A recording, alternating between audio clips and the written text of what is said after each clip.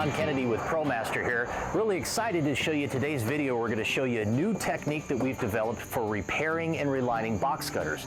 Now, traditionally with box gutters, you have to reline them with metal. And that's extremely expensive, both in labor and material. And there's not a lot of people left that do that. You have to be able to form the metal, solder it, weld it, put it into position. It takes a lot of time and it's extremely expensive.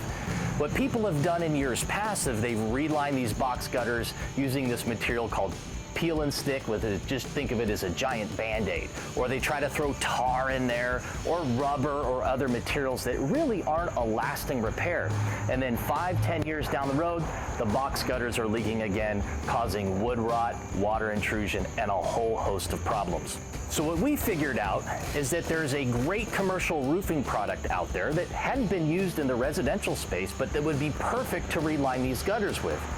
Here it is right here. This product is called Duro-Last. It's a thermoplastic membrane, and it's extremely tough.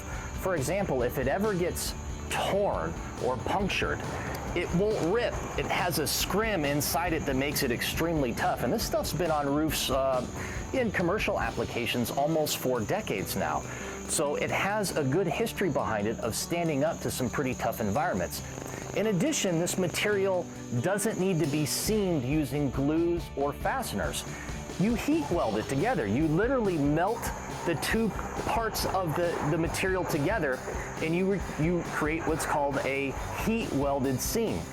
The advantage to this is when we put it into a box gutter, there are literally no seams. It becomes a seamless liner for the entire length of whatever the custom fabricated liner will be.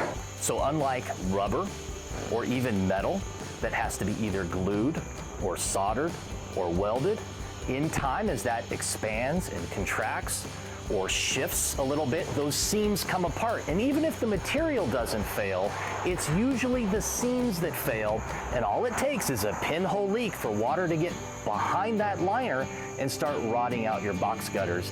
This solution solves that problem.